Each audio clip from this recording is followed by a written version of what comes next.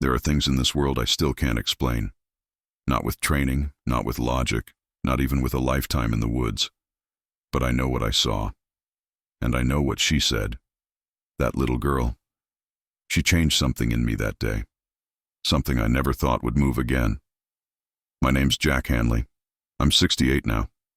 Been retired a good while. Long enough that some mornings I forget what day it is and don't much care. I live just outside Asheville, North Carolina. Not far from where I was born. Never went too far, really. Didn't feel the need to. I spent 32 years in the Forest Patrol. That's a long time walking the same trails, hearing the same owls at night, smelling that pine in the air. Some folks think the job's just about chasing off campers who set fires where they shouldn't.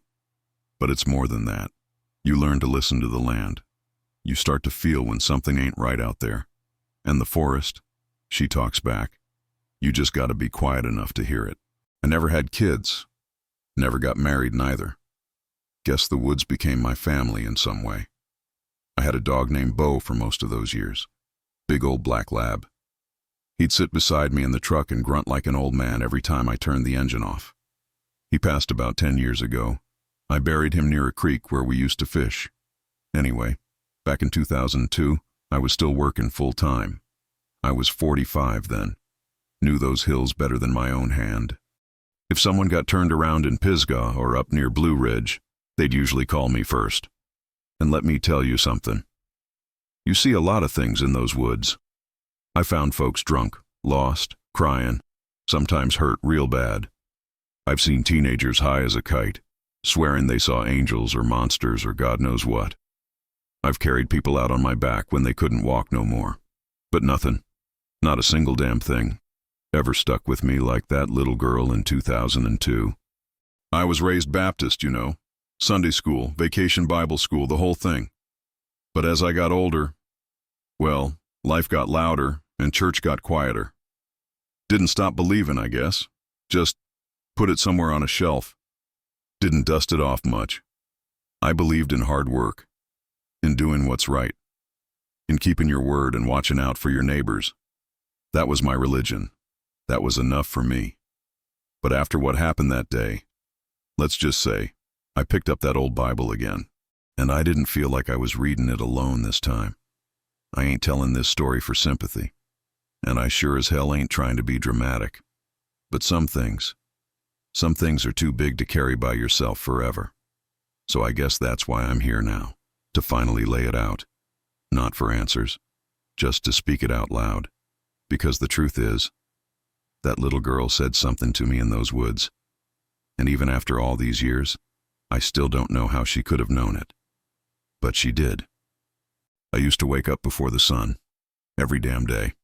Didn't matter if it was raining, snowing, or hotter than a goat's backside in July. I was up before the birds, made my coffee real strong, poured it into that old metal thermos I still got in the shed. Then I'd head out to the station just off Highway 276, where the gravel pops under your tires like popcorn when you pull in. That was life back then. Simple, predictable in all the ways I liked. We had a small team, 4 of us regulars. Bobby Dunn, older than me, big belly, always smelled like pipe smoke and motor oil. Janet Cole, sharp as a knife, didn't take crap from nobody. And Marcus? Kid was fresh out of school, thought he was invincible. We all gave him hell, but we watched out for him too. That's how it worked. We'd check the radio first thing, see if any alerts came in overnight. Usually it was minor stuff, campers who overstayed their permit, fire rings left smoking, or folks who thought their GPS could outsmart 200 square miles of real wilderness.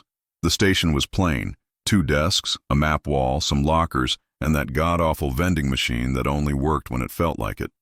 But it was ours.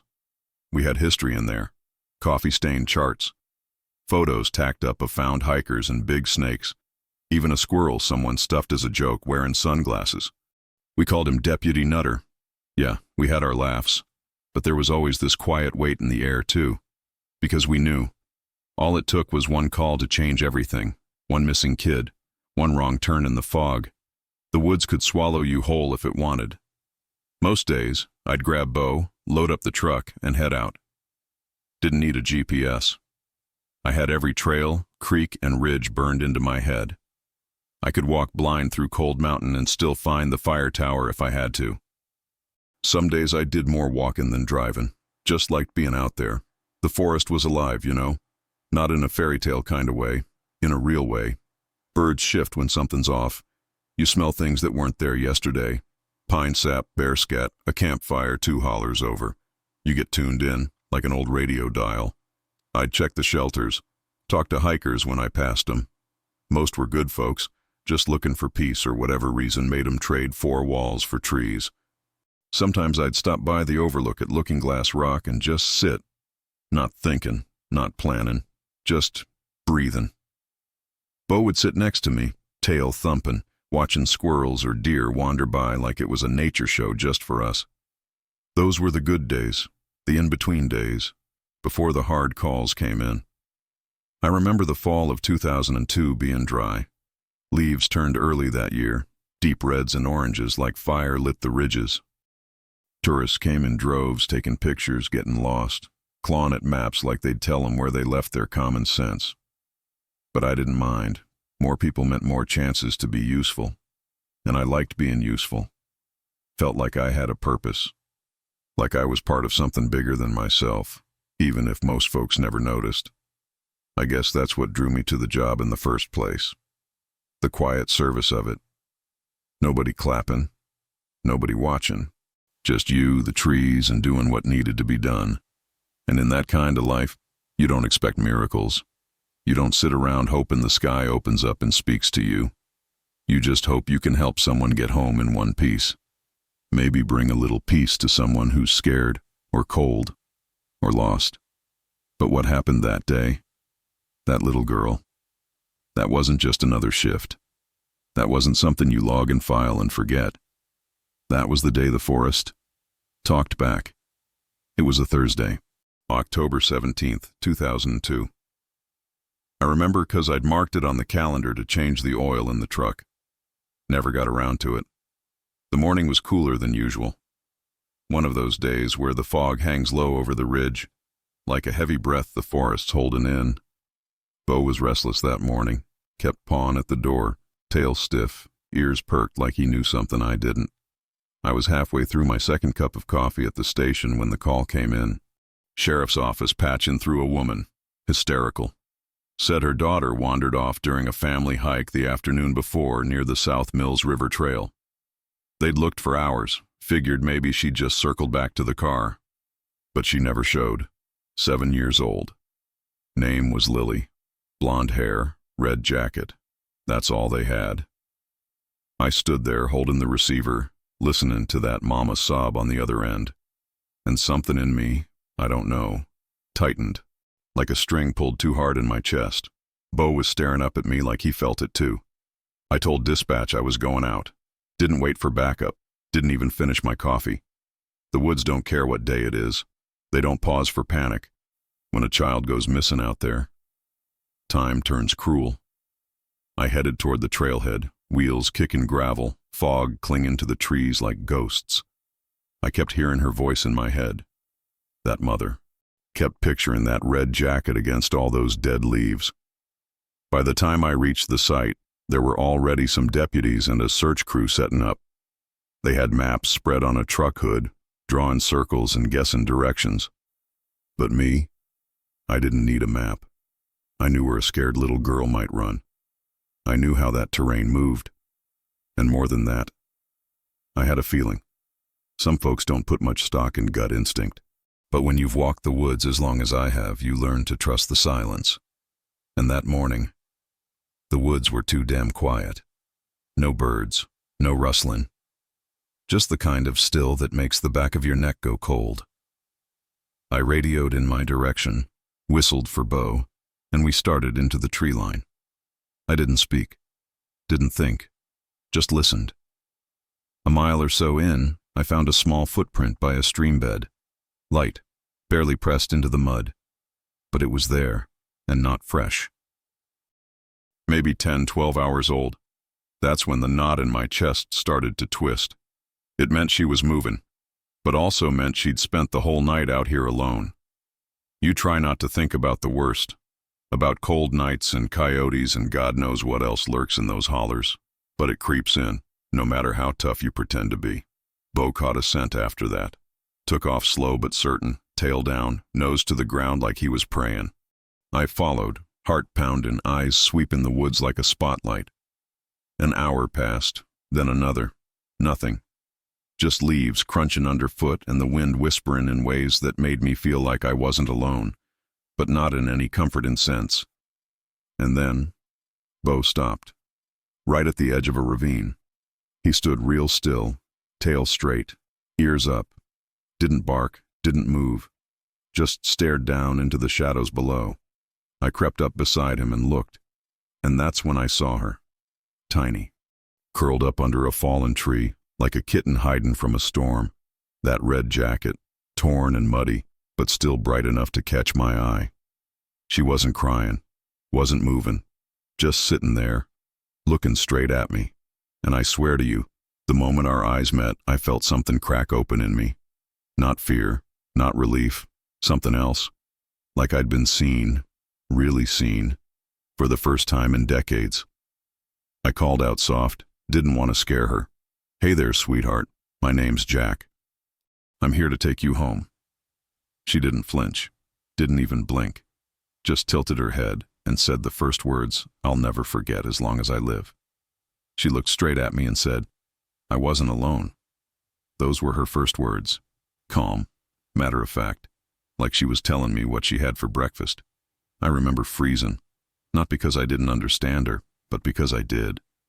She didn't seem scared, didn't seem lost even, just tired and small. Her face was smudged with dirt, hair tangled with bits of leaf and bark, but her eyes, Lord, her eyes were wide and still, like she'd seen something she didn't quite know how to carry. I slid down into the ravine real careful, talking low. Bo followed, tail wagging slow. She didn't reach for me, didn't cry. I crouched in front of her and asked, "Sweetheart, are you hurt anywhere?" She shook her head. "You cold?" Another small shake. "You been out here all night?" This time she nodded, then added softly, "But he stayed with me." I paused. "Who did?" I asked, trying to keep my voice steady. She looked up at the sky through the canopy and said, "The man in the light." Now, I've heard some strange things in my time. People hallucinate when they're scared or hungry or lost. And kids got imaginations bigger than the mountains themselves. But there was something in the way she said it. Like it wasn't pretend. Like it wasn't a dream. It was like she'd seen a sunrise inside a storm. Like she'd been touched by something I couldn't explain. I felt a chill crawl down my back. Not fear, just this heavy quiet that settled around us. I wrapped my jacket around her shoulders, even though she didn't say she was cold. Lifted her up gentle. She didn't resist. As I carried her up the ridge, I kept listening. To her breath, to the forest, to the way the wind moved around us, like it was holding its breath too. About halfway up, she whispered, "He told me you would come." I stopped walking. My legs just buckled. Bo turned to look at me like he was wondering why I froze. "What did you say, darling?" I asked. She repeated it. Exactly the same. "He told me you would come." I didn't know what to say. Didn't know how to carry those words in my chest. Felt like they were too big for me. All I could do was nod and keep walking. The hike back felt longer. Not because of the weight. She was light as a sack of flour. But because my mind was running. Who was she talking about? Did someone help her? Was there a hiker nearby? A stranger? But there was no one. We checked every inch of that area afterward. No camps, no signs, no footprints, but hers and mine. When we reached the edge of the clearing where the trucks were, folks came running. Her mama screamed and dropped to her knees. Tears, shouts, radios crackling. But Lily, she just looked at me once more and whispered, "Thank you." And then turned her head to her mama's chest and didn't say another word. I stayed back while they swarmed her. Bo sat at my feet looking up at me like he knew, like he'd seen it too. I watched the medics wrap her in a blanket, watched the deputies take notes, watched her mama kiss her like she'd been brought back from the dead. And all I could think was, she wasn't supposed to survive that. A child. One night alone in that wilderness is enough to break grown men.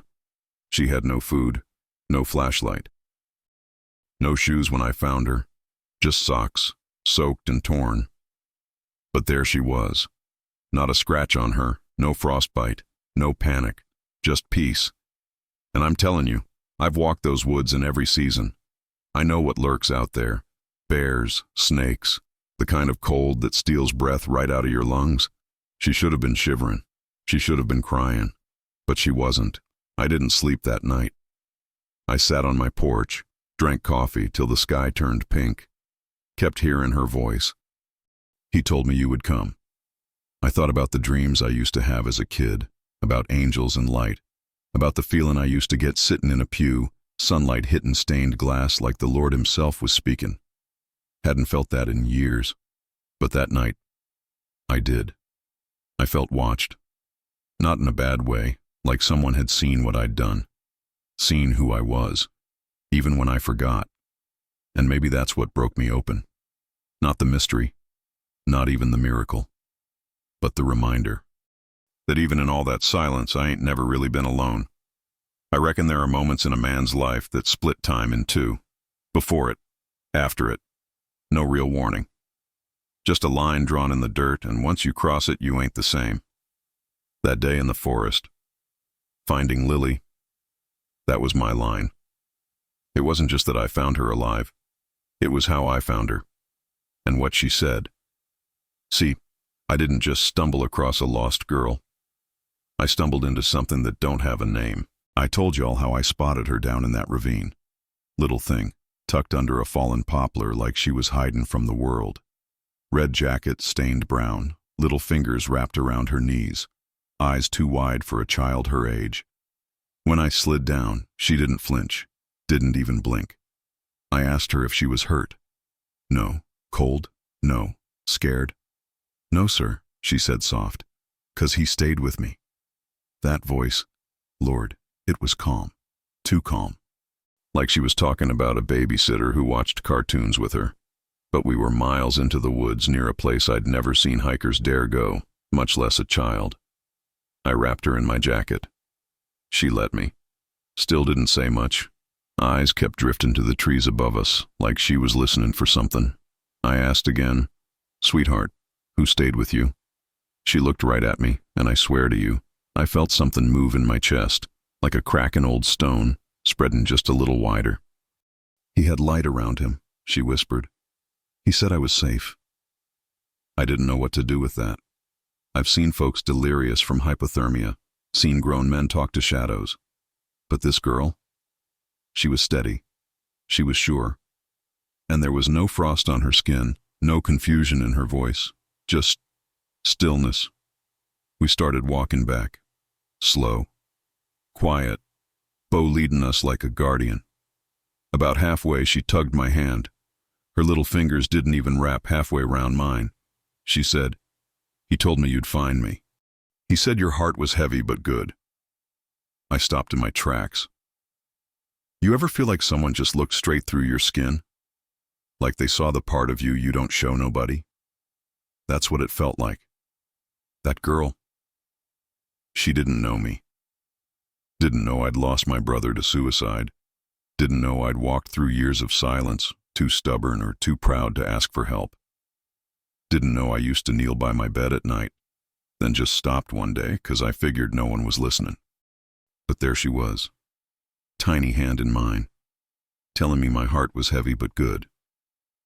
I swallowed hard, said nothing, just nodded and kept walking. Later that night, after the medics cleared her and her mama took her home, I sat in my truck, didn't turn the key, didn't touch the radio, just sat there, holding my thermos like it could anchor me to the earth. I kept hearing her voice, kept seeing those eyes, wide, still, full of peace in a place where peace don't belong. I couldn't shake it. I told myself maybe she imagined it. Maybe it was a trauma response. Some angel she dreamed up to cope with being alone. But then I remembered what she said. About me. About my heart. About finding her. And I thought, how the hell would she know? How would she know I'd been carrying guilt for years over things I couldn't fix? That I'd spent more nights than I care to admit staring at the ceiling, asking God if he'd fallen asleep at the wheel? And why me? Why, out of every man, every hiker, every ranger, was I the one who found her? Not a team, not a drone, not luck, just me and Bo, walking the way I felt, not the way the map pointed. I didn't talk about it for a long time. Didn't tell my team, didn't tell my sister. Felt like if I said it out loud, maybe it would turn to mist. Maybe it'd lose its weight. But it never did. It stayed with me. Still does. Some nights, when I walk out to the porch and the trees sway under the moonlight, I feel like she's out there. Not Lily. Him, whatever, whoever, stayed with that girl. I think he's been out there a long time, waiting, watching, maybe not with wings, maybe not in white robes, but real, alive in the way the wind moves, and the way a lost child feels found. I don't know what you believe, and I ain't trying to preach, but I'm telling you, that little girl saw something, and when she looked at me, for the first time in my life, I believed her. Funny thing is, once the girl's safe, people stop looking at you. All eyes shift to the reunion, to the tears, the hugs, the questions, which is how it should be, I reckon. I never wanted attention for doing my job. But that day, after I handed Lily off and stepped back, it was like the world just swallowed me up. I stood there in the tree line, jacket gone, still wrapped around her shoulders, hands dirty, heart beating like I'd just come down off a mountain. Bo leaned against my leg, like he always did when he sensed I was shaken. Nobody said much to me. A couple pats on the back. A good work, Hanley. Someone handed me a water bottle, but nobody asked me what she said. Nobody asked how she looked at me, and I sure as hell didn't offer it. I remember watching her mama sobbing into her shoulder, both of them sitting in the back of the medic van. Little Lily, still holding my jacket like it was armor, still looking out the back window, eyes locked on mine as they drove away. No fear, no confusion, just this soft, silent knowing. I stood there till the taillights disappeared, felt like something in me went with her. I drove back to the station alone. Didn't say a word to the others, didn't turn on the radio, didn't speak to Bo. I just sat with it. Let it settle into my bones where it still sits. The days that followed felt off. I'd go out on patrol, same trails, same trees, but it didn't feel like before. Like I wasn't just walking through woods anymore. Like I was being watched, or maybe invited. I found myself listening more, not to the radio, to the wind, the hush between branches, the breath of the land itself. There's a silence out there most folks don't hear. They fill it with talk or music or fear. But once you've seen what I saw, you start leaning into that quiet, waiting, hoping, like maybe you'll hear him too. A week or so later, I got a letter, typed, simple, from Lily's mom, thanking me, saying the doctors couldn't explain it, that Lily had no injuries, no hypothermia, not even a scratch. She wrote, "Jack, I believe you were sent to find her." I read that line maybe a dozen times, then folded it up, put it in my glove box. It's still there, even now. I never wrote back. Didn't know what to say.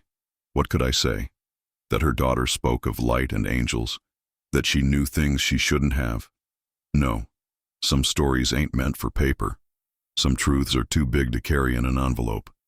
Back at the station, the team moved on quick. They had to. Next case, next fire, next lost hiker.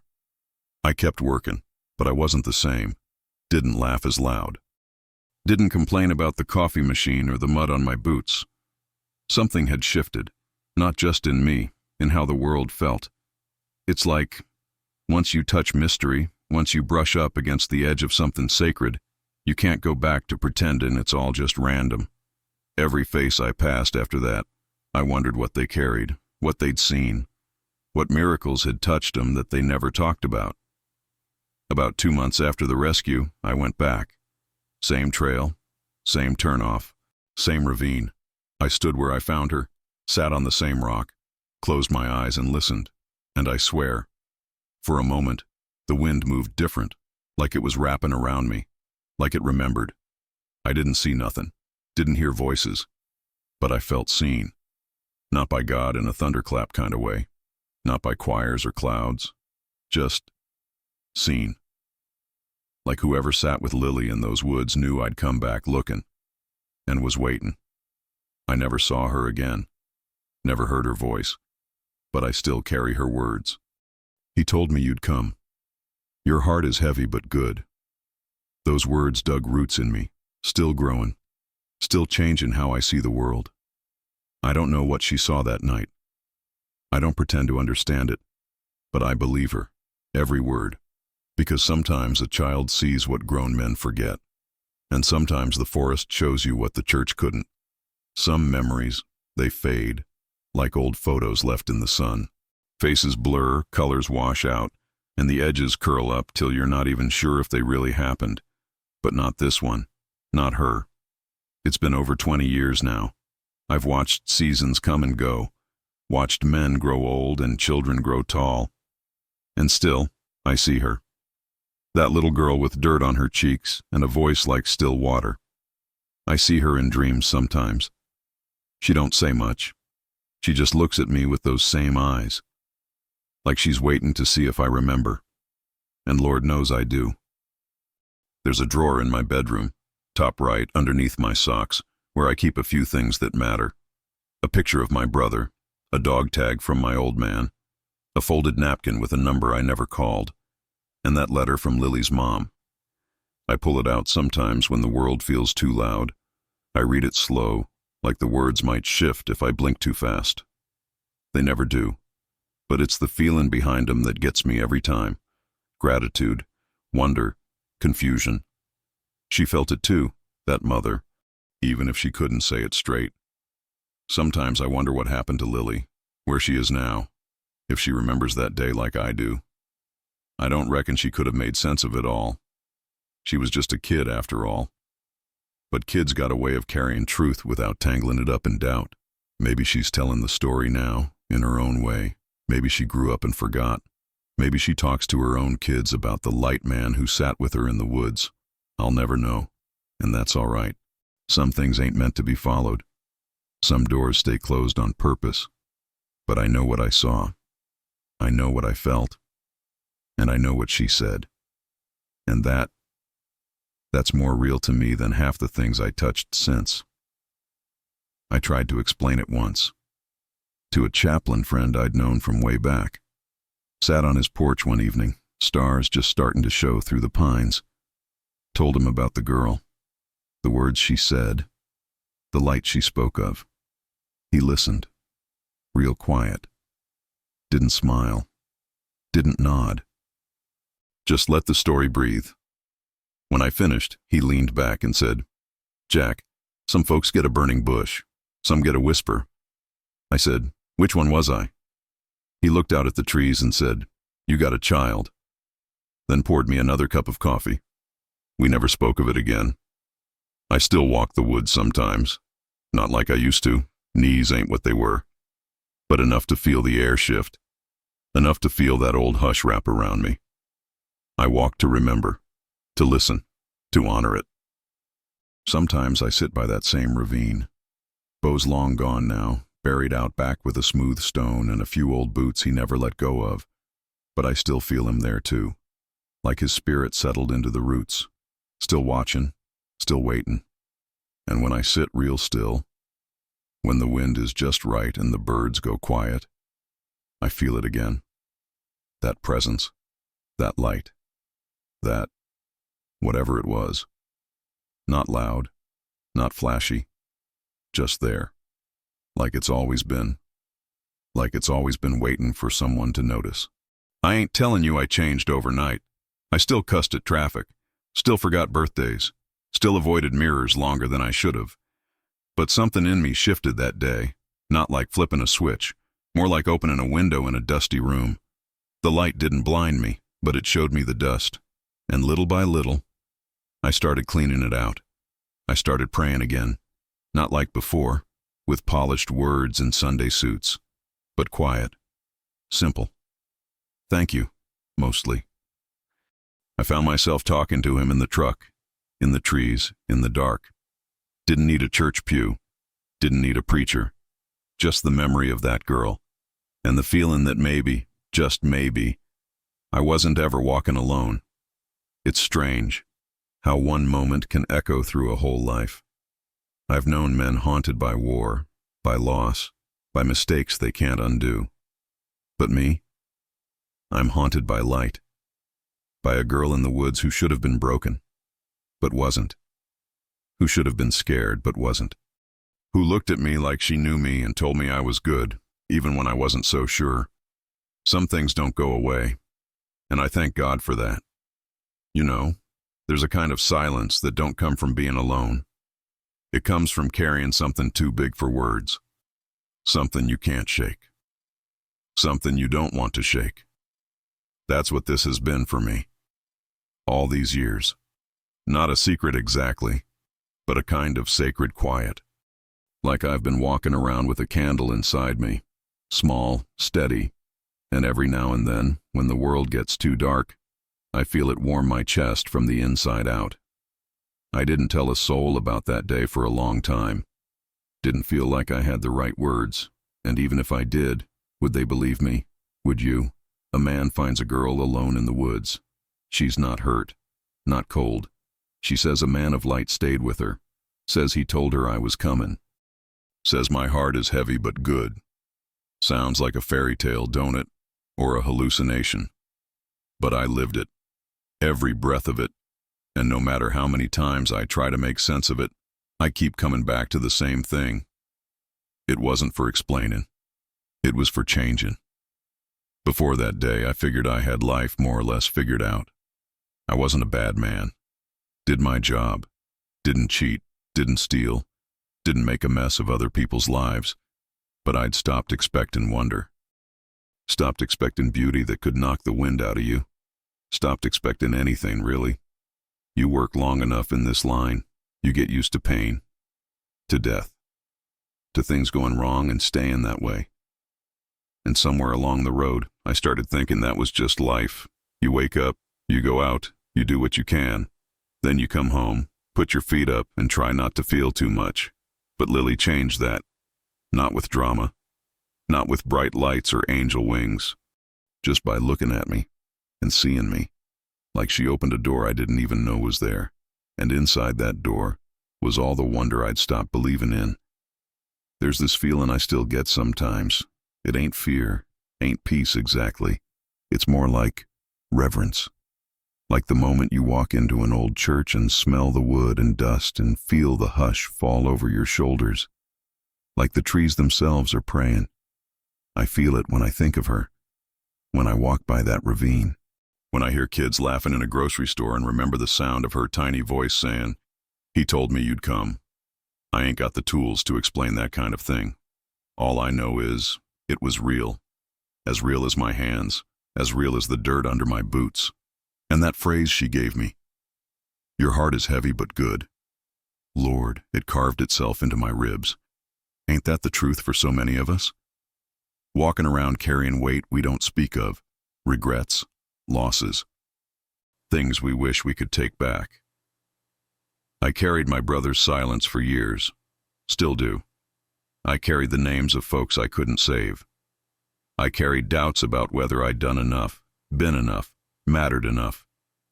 But that little girl, in her stillness, in her soft, steady gaze, told me I was enough. Not perfect, not healed, but good. And I'll be damned if that didn't feel like the first honest thing I'd heard in decades. Sometimes I wonder what that man of light looked like, or if he even had a form. Maybe it was just warmth. Maybe it was memory. Maybe it was God. And maybe it was just love. But Lily saw him, and she felt safe. And that's all I need to know. I still got the woods. Still got my porch and the breeze and the long shadows at sunset. I don't go to church, but I believe again. And I pray in my own way. I pray when I see the sky turn orange behind the ridge. I pray when I smell rain on pine. I pray when I hold that letter and remember a little girl who reminded me that life still holds mystery, even for an old man with bad knees and too many years behind him. I guess what I'm trying to say is, some things ain't meant to be solved. They're meant to be carried. And this memory, it's not a burden. It's a gift. One I unwrap a little more each time I tell it. I don't know why I'm telling this now. Maybe because I'm getting older. Maybe because the world feels like it's spinning faster than it used to. But I figure, if something touches you that deep, if it rewires the way you see the world, you ought to pass it on. Not to convince anybody, not to make them believe what I believe. Just so they know. They ain't crazy if they felt it too. That hush in the middle of nowhere. That whisper when no one else is around. That feeling you're being held, even when you think you're all alone. Yeah, that's real. I've felt it. Not in a church, not in a book, but in the woods, holding a child who shouldn't have survived the night. And maybe, just maybe, that same light is looking out for you too. You don't have to believe in angels. You don't have to have all the answers. Hell, I still don't. But if you've ever been lost and somehow got found, if you've ever been at the end of your rope and felt something pull you back, you already know what I'm talking about. You know what grace feels like. And maybe, if you're watching this and remember a moment like that, maybe it's time you tell your story too. Not for applause, not for attention, but because someone out there, maybe someone you'll never meet, needs to hear it. Needs to know there's still wonder in this world, that there's still good hearts walking around, even if they're a little heavy. So yeah, that's what happened to me. That's what I carry. Not a ghost story, not a forest myth, just a memory too real to forget. And if it reaches you somehow, if it stirs something in you, then maybe we ain't so alone in this after all. Maybe we're all just trying to find our way out of the woods, waiting for somebody to show up, somebody who knows the way back. And maybe, just maybe, you're that person for someone else. If this touched you, if it brought up a story of your own, I hope you'll share it. Right here. Right now. Because the world don't need more noise. It needs truth. It needs the kind of stories that stick. The kind that light candles in other people's dark. So go on. I'm listening. We all are.